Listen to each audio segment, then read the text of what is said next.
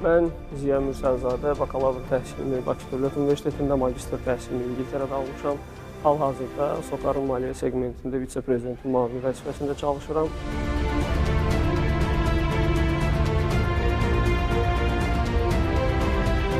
Birinci yüksəliş müsabiqəsinin qaliblərindən biriyəm.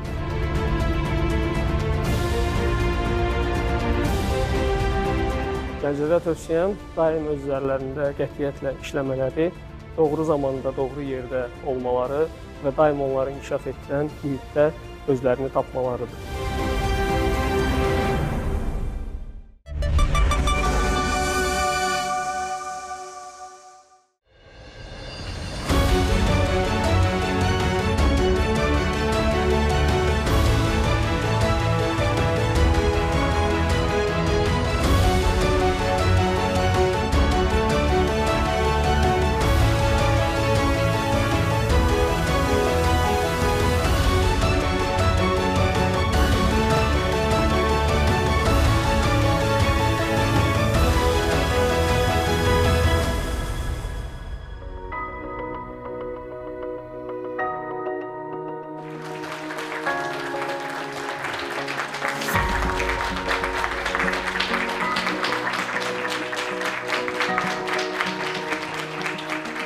Salamlayıram hər kəsi.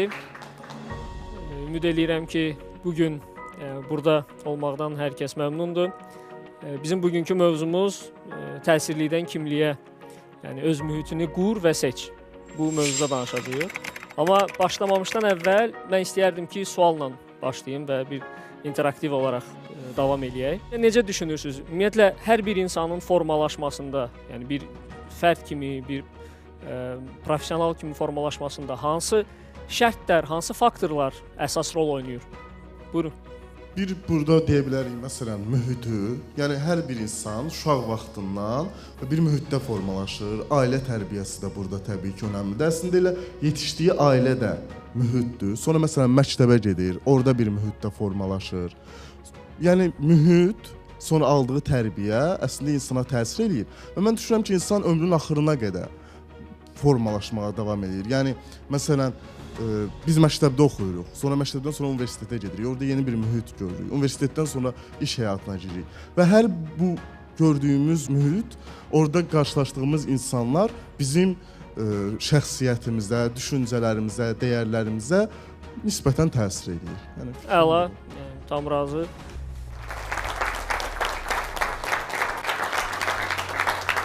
Düşünürəm ki, insanın ailə və tərbiyəsindən başqa onun böyüdüyü mühit, onun dost ətrafı və ya harda böyüməsindən asılı olaraq da bu dəyişir. Məsəl üçün, Azərbaycanın rayonlarında böyüyəndən, şəhərlərində böyüyən insanlar arasında böyük fərq olur.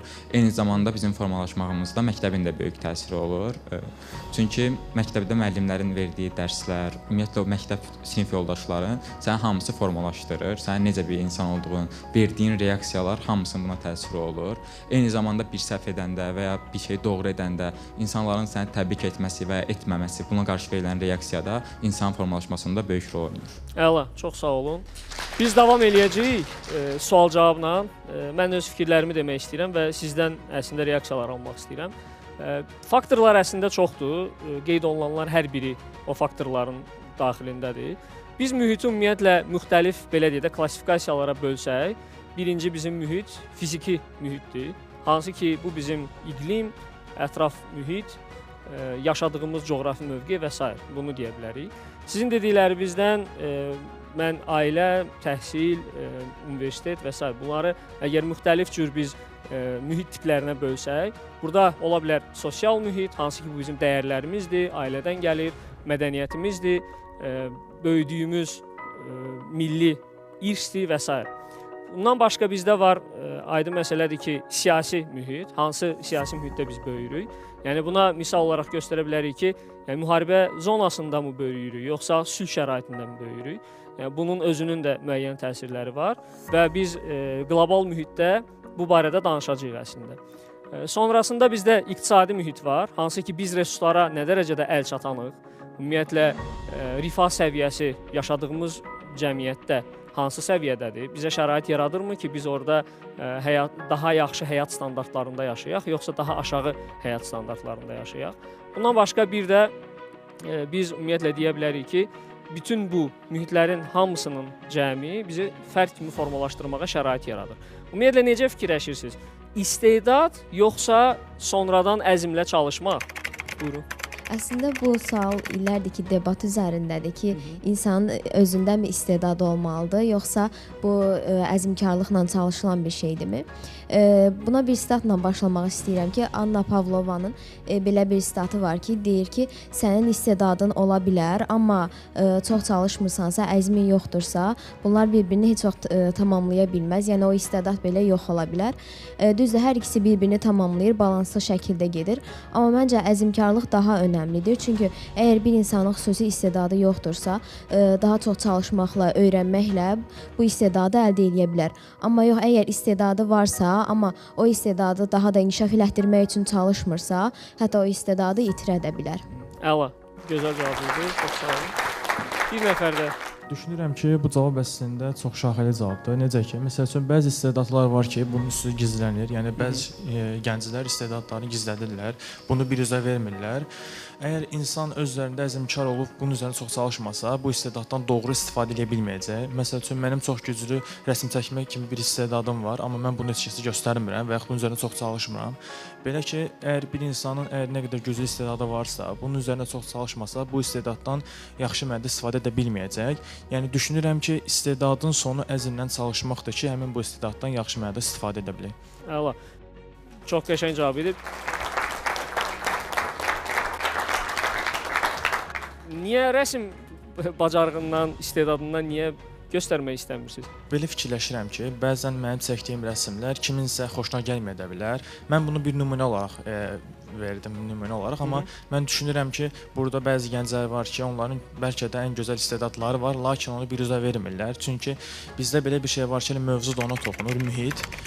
Başqası nə deyər deyə fikrindədirlər. Bu əslində mühitin ən mənfi cəhətlərindən biridir. Çünki gənclər inkişaf etmək istəyirlərsə, üçüncü bir şəxsin fikrin yox, özün və gələcəyin fikirləşməlidirlər.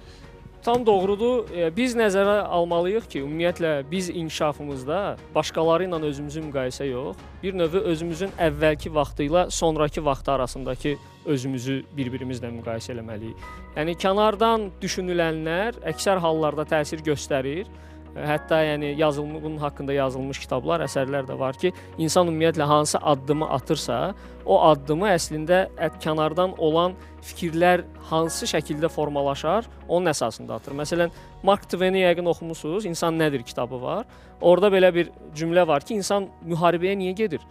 Müharibəyə ona görə getmir ki, o gedib həqiqətən orada müəyyən vəhşiliklərin şahidi olsun və yaxud onları törətsin. Ona görə gedir ki, ümumi cəmiyyətin gözündə, ümumiyyətlə xalqın ümumi rifahının yaxşılaşması, öz suverenliyini təmin eləməsi üçün orada rol oynasın və bu rolu özlüyündə oynamaq ona xüsusi daxili rahatlıq və xüsusi bir şərəf verir.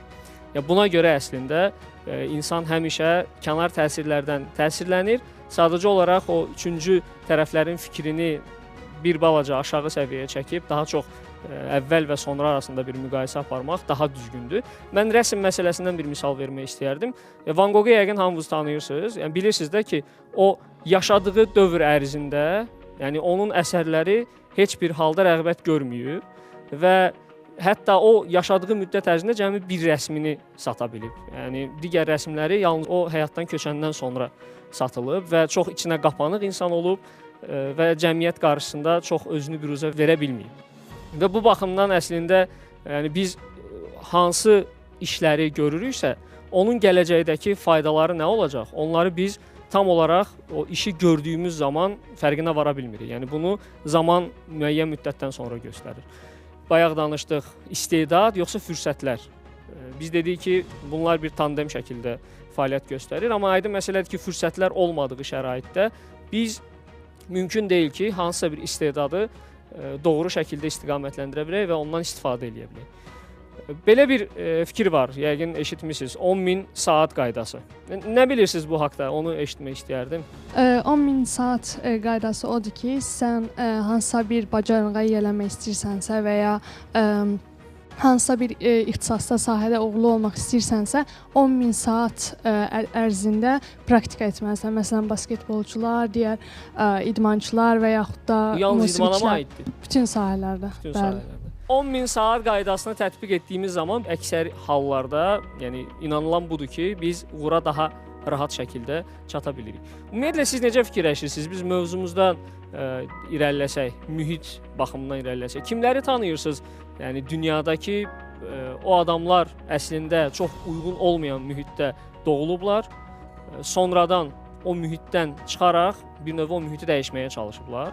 Eyni zamanda da böyüdükləri mühit əslində onlara şərait yaradıb ki, onlar gələcəkdə öz ixtisaslarını mı deyim və yaxud gördüyü işləri mi deyim seçəndə həmin o mühitin təsirindən seçmiş olsunlar. Mən brendlərlə böyük məbləğ əldə edən brendlər haqqında bir araşdırma etdiyim zaman bunu öyrənmişdim.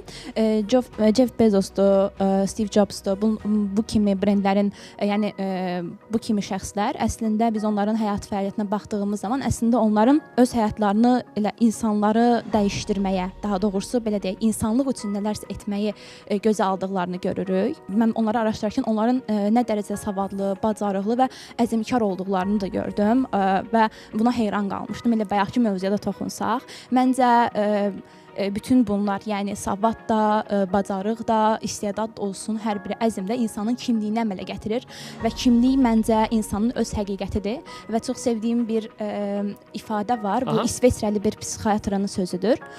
O deyir ki, hər insan öz həqiqətini daşıyır, lakin onların çox azı bunu yaşayacaq qədər cəsurdurlar. Çox sağ olun. Steve Jobsun üzərindən gedək. Uşaq vaxtı bilirsiniz də Steve Jobs nə ilə məşğul olub? Kalligrafiya ilə məşğul olub və o deyirdi ki, əslində texnologiya nöqtələri birləşdirməyin sənətidir. Və kalligrafiya da əslində o sənətdir. Və fikir verirsinizsə, yəni onun özünün bir neçə müsahibəsində də o qeyd eləmişdi ki, mən yəni kalligrafiya dərslərini o vaxt almasaydım, eyni zamanda onun uşaqlığı bu Silikon vadisinin ətrafında keçib. Yəni orada böyüməsəydim, mən bu gün bu cür texnoloji bir şirkət yarada və onun uğurlarını görə bilməzdim. Bundan başqa yəni bu korporativ belə deyək də mühitdən gələn bir misaldır. Eyni zamanda siyasi mühitdən gələn misallar var. Bayaq biz siyasi mühit dedik. Siyasi mühit deyəndə biz müharibə və sülh şəraitini qeyd etdik. Bir xanım var Pakistandan, tanıyırsınız yəqin ki onu, Malala. O əslində müharibə vəziyyətində böyüyən, amma sonradan qadınların təhsili, inkişafı baxımından çox böyük aktivist rolu oynayan bir xanımdır. Biz bunu da misal çəkə bilərik ki, əslində böyüdüyü mühitə qarşı bir növ çıxır. O böyüdüyü mühitdəki çətinlikləri görərək o mühitin aradan qaldırılması, özündən sonraki nəsillərin belə deyə daha rahat şəkildə böyüməsinə şərait yaratmağa çalışır. Bundan başqa, məsələn, Nelson Mandelanı tanıyırsınız yəqin ki, Nelson Mandelanı. O uzun müddət həbsdə yatıb, ümumiyyətlə irqçilikdən əziyyət çəkib, amma sonda nə baş verir? Sonda o ümumiyyətlə həmin xalqın liderinə çevrilir, azadlıq liderinə çevrilir və eyni zamanda o Nobel sülh mükafatı laureatı olur və sülh mükafatını qazanır. Bu tip ümumiyyətlə misallar tarixdə çoxdur. Mustafa Kemal Atatürk'ü misal çəkə bilərik. Hansı ki o bir növ Osmanlı imperiyasının süqut olan dövründə, o qarşılıq dövründə ümumiyyətlə o gedən baş verən proseslərdən ümumiyyətlə reaksiya da verməyə bilərdi və mühit də elə idi ki, çox çətin idi əslində. Orada xarici qüvvələrin fokuslanması və s. Amma o nə etdi? O vəziyyəti düzgün idarə edə bildi və o vəziyyətdən ölkəni çıxartdı və cümhuriyyəti elan edə bildi. Yanaşma var ki, insanın həyatında öz valideynlərinin rolu yalnız 30-40%-dən kifayətlənməlidir. Bundan çox ola bilməz. Yəni o uşaqlıq dövrlərindən hətta başlayaraq daha çox ətraf mühitin, aldığı təhsil müəssisəsində, təhsil aldığı müəssisədə müəllimlərin və yaxud sonradan universitetdə təhsil aldığı universitetdəki yoldaşlarının, ümumiyyətlə ümumi sonradan professional karyerada fəaliyyət göstərdiyi mühitdə olan iş yoldaşlarının və s.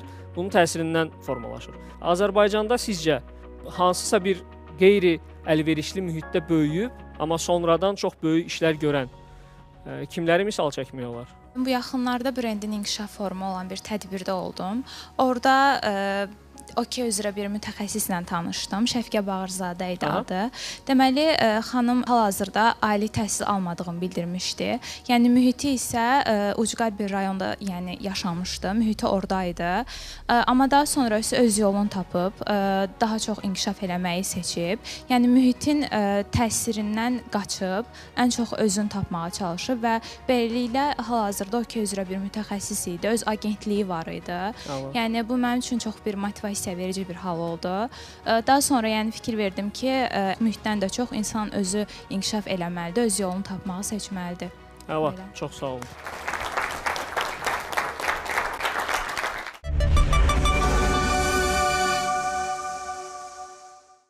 Mən bir sual vermək istəyirdim. Bəs siz nə zaman öz mühitinizi seçib, onun üzərində qurub, eyni zamanda inkişaf etdirməyə başladınız? Çox sağ olun. Qəşəng sualdır. Mən əvvəl də sizlə olan söhbətlərdən qısa bir xülasə vermək istəyərdim ki, mən əslində belə deyim, biz danışdıq ki, mühit rol oynayır və bir insanın rayonda böyüməsi, kənddə böyüməsi və ya paytaxtda böyüməsi aydın məsələdir ki, bacarıqlar eyni olsa belə, mühit onun realizə olunmasına şərait yarada və yaxud az yarada bilər. Bu baxımdan mən qeyd eləmək istəyirəm ki, mən rayonda əslində böyümüşəm, 7 yaşıma qədər orada böyümüşəm və sonra orta məktəbi Bakıda təhsil almağa gələndə valideynlərim Bakıda yaşayırdı. Bu arada mən özüm rayonda və burada mən başa düşdüm ki, əslində mən Bakıda böyümüş olsaydım, bəlkə də daha çox imkanlara çıxışım ola bilərdi. Məsələn, dil biliklərini daha aşağı yaşlardan artırmaq olardı. Ən azından çıxdığım məhəllədə, küçədə biz artıq başlaya bilərdim mən digər dillərin ümumiyyətlə var olduğu haqqında fikir formalaşmağa. Hansı ki, mən yaşadığım rayonda müxtəlif xarici dillər haqqında heç bir fikir formalaşmamışdı və danışan da çox yox idi. Bundan əlavə, mən sonradan, məsələn, universitetə daxil olduğum dövrdə mən başa düşdüm ki, bu universitetə yox, digər bir universitetə daxil olsaydım, əslində orada olan imkanlardan daha çox istifadə edə bilərdim. Bu, əlbəttə ki, həm yerli, həm də xarici universitet haqqında ola bilər. Bu baxımdan mən özümdə onu başa düşəndə ki, ümumiyyətlə ki, sən digərlərindən fərqli ola bilərsən, bu məndə baş verdi, yəni universitet illərində, eyni sizin yaşlardaydım və orada başa düşdüm ki, mən digərlərindən fərqli ola bilərəm. O mənada ki, fərqli fikir söyləyə bilərəm və bu fikir aydın məsələdir ki, qeyri-adi qarşılana da bilər. Amma uzun müddət keçəndən sonra, bir müddətdən sonra digərlərinin o fikrə gəlməyi mənə bir növ özümdə də özümü realizə eləməyə və özümü təsdiqləməyə şərait yaratdı ki, əslində mən səhv fikirləşmirdim. Bu, bütün gənclərdə baş verən prosesdir və əksər hallarda da bu universitet həyatında baş verir. Çünki bizim, belə deyək də, ailə münasibətlərindən, ailə mədəniyyətindən formalaşan bir məsələdir ki, daha çox uşaq vaxtlarında ailənin təsiri, ailənin uşağı əslində qorumaq istəyi bir növ onun əleyhinə çevrilir. Onun bir fərd kimi yetişməsinə şərait yaratmır. Amma artıq ailədən bir balaca uzaqlaşmağa başladıqca, yəni fikir formalaşdırmaq, eyni zamanda o fikri söyləyib onun nəticəsini görmək, yəni insanda onu əmin olur ki, bəli, mən də bir fərdəm, bəli, mən də bir fikir söyləyə bilərəm və bu fikir yəni kifayət qədər dəyərli ola bilər və əslində ümumi dəyərin artırılmasına, bu dəyər ola bilər məktəbdəki dəyər ola bilər, universitetdə hansısa bir qrup içindəki dəyər ola bilər, o dəyərin yüksəldilməsində fayda verə bilərəm.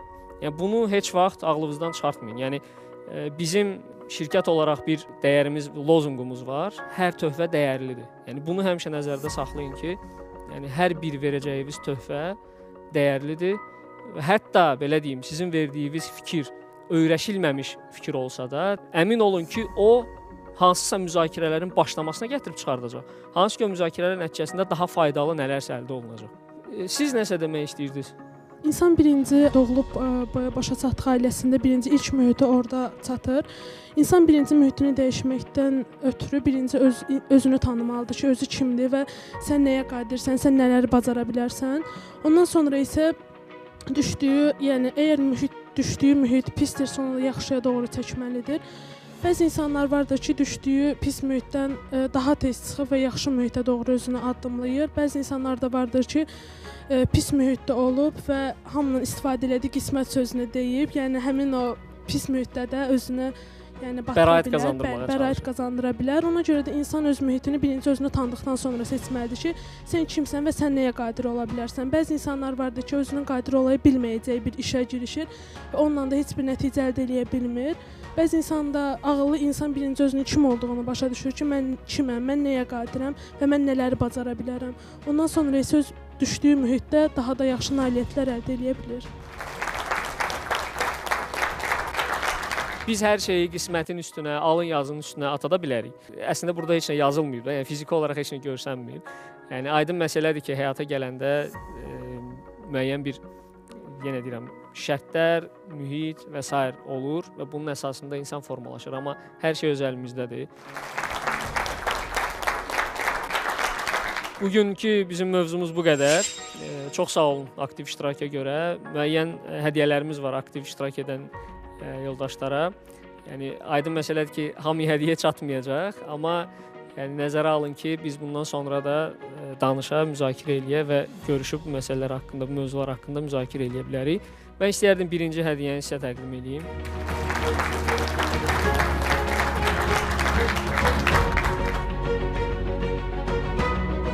Buyurun. Sessiyadan əvvəl həm də ki ərzində verdiyiniz suallar çox maraqlı idi, çox sağ olun. Həm də bildirdiyiniz yanaşmalar. İkinci istəyərdim ki, sizə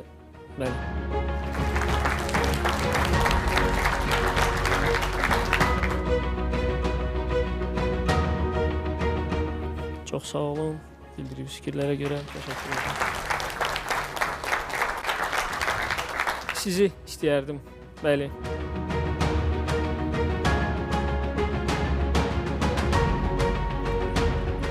Buyurun, çox sağ olun fikirlərə görə. Bir də əlbəttə ki, Van Goghdan təsirlənməsini istədiyim yoldaşı istəyərdim ki, verin bu hədiyyəni. Və məncə bu bir motivasiya olar ki, artıq şəkil çəkməkdən çəkinməyəsiz və şəkillərinizi başqa adamlara göstərəsiz. Sağ olun. Bir də xatirə şəkli olaraq bir selfie eləyək.